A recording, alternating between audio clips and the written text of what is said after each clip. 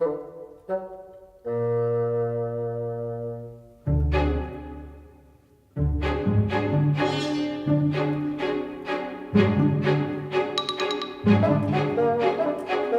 long, humid, nippy winter in Shanghai. I hadn't been back to Shanghai for 2 years and arrived only before Christmas. I acquired a habit of walking in London, so I decided to walk to the city centre to meet a friend. Sissy and I went to the same school and shared the same bunk bed in the dormitory for 2 years. The last time I saw her was at a school reunion 3 years ago. We arranged to meet at the Ruffles City shopping mall in city centre at 6 p.m. the day before the New Year's Eve, after she finished her work. The mall is situated between Nanjing Pedestrian Street and the People's Square. A few years ago, in a misty morning, I walked back from the Bund, which was not far from the People's Square.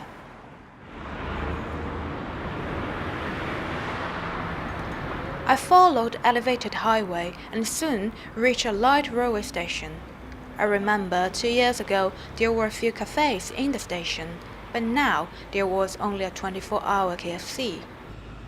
A handful of shabby small restaurants were open opposite to the station.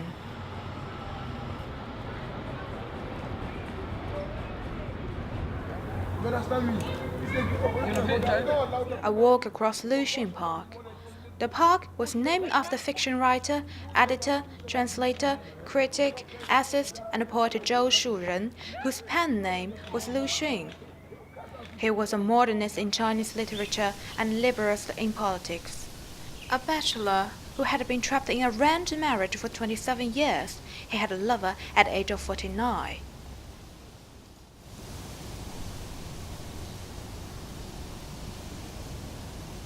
She was his former student assistant from Beijing. They started to live together in 1927 in Shanghai and had a son.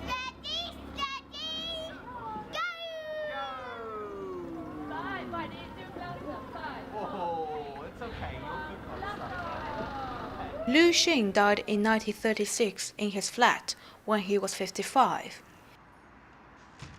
It's 8 minutes walk from the park. Before I read Haruki Murakami's A Wild Sheep Chase and spent several years afterwards to read and reread all his works, I had an unprovoked interest in Lu Xun's literature. I read all his short stories, several volumes of his diaries, and his correspondence with his lover. Then I passed the demolition site on Sichuan Road. Once, when my mother and I passed this place, she said all the old traditional buildings would be destroyed, and shopping malls and office buildings would be built. I could see some new malls erecting amongst the relics. I remembered I took a picture here in 2008.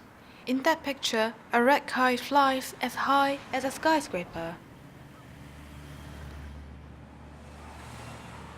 I feel quite warm even though it was December. My face was sticky because of the sweat and the dust in the air. I reached the Fuzhou Road, lined with painting material shops and bookstores selling books by weight. Among them was Shanghai Book City, a gigantic 9-story block looked like a library. I frequented 8th floor when I was at school to flip through the heavy hardback art books. I bought my first English novels there, The Adventures of Sherlock Holmes. I soon found myself at the east entrance of Nanjing Pedestrian Street. This oldest and busiest pedestrian road in China was packed with tourists, backers, and optimists.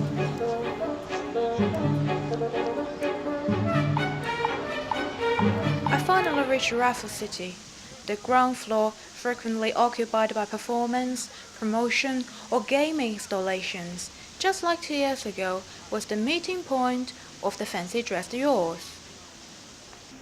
I successfully spotted Sissy outside one of the trendy shops in the mall. She suggested we should go to the West Nanjing Road for food.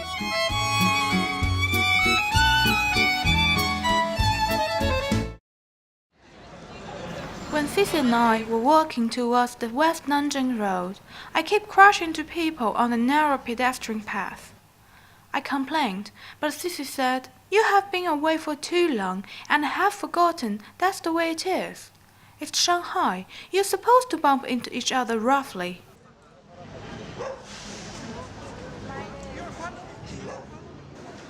It reminded me of what happened at Shanghai Pudong Airport a few days ago. I collided with somebody with my suitcase.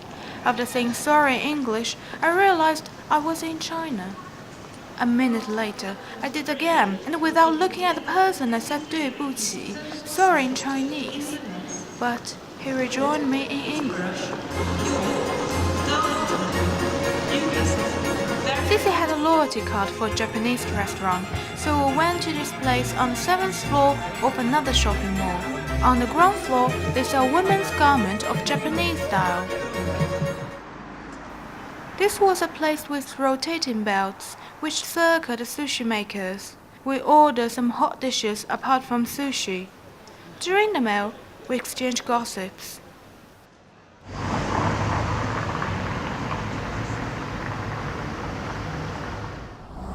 It was still early after dinner. When we left the restaurant, I saw people rushing to the underground station. "Shall we walk a little?" I suggested. "We could walk along the West Nanjing Road," Sissy said. I was surprised. In Shanghai, the means of entertainment were limited apart from eating out. Most activities required group participation. Game parlors, bowling alleys, karaoke shops. Malls closed at 8 or 9. Pubs in China were for womanizers.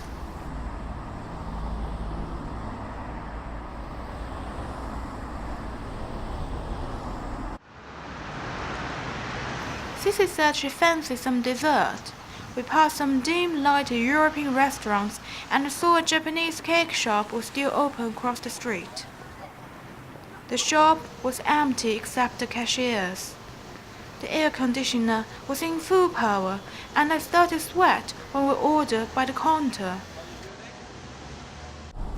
We ordered cheesecakes, and I helped myself with some hot water from the coffee machine as no one was there to help.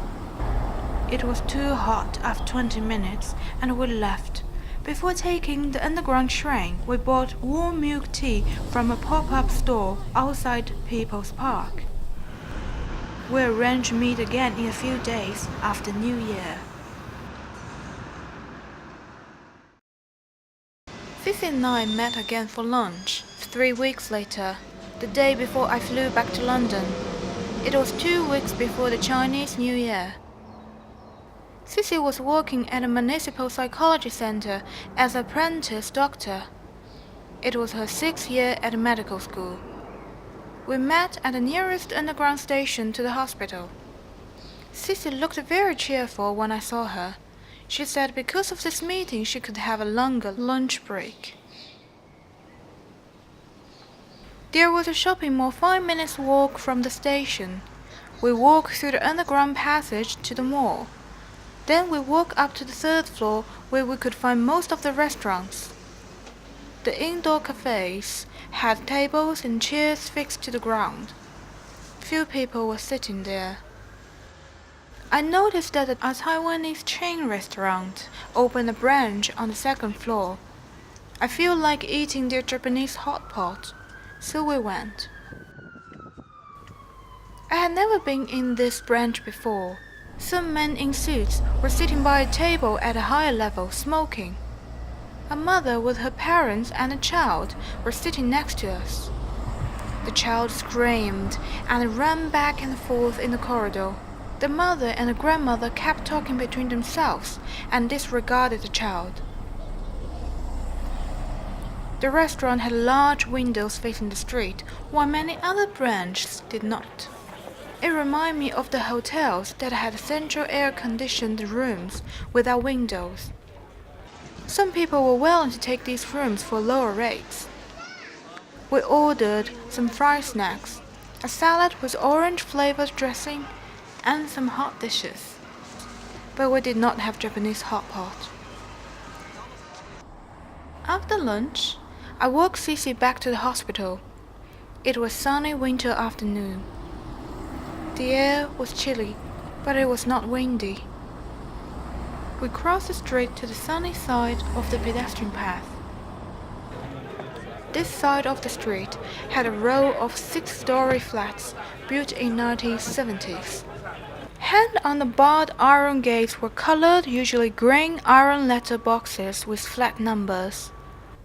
Each flat in the building had a pigeonhole in the box.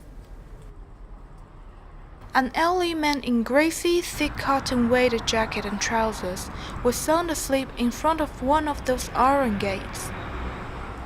He half lying on an armchair, and his legs dangling on the back of another. I did not know how he kept still in this awkward position. He was wearing a pair of dirty and bare-worn trainers. His mouth was slightly open. His face was tawdry. His deep wrinkles crawling around his eyes and on his forehead. It seemed that he had been working outdoors all his life. Now he was sound asleep under the warm winter sun on a Friday afternoon by the pedestrian path in an animal street in Shanghai. I passed him, then I walked back and took a photograph of him.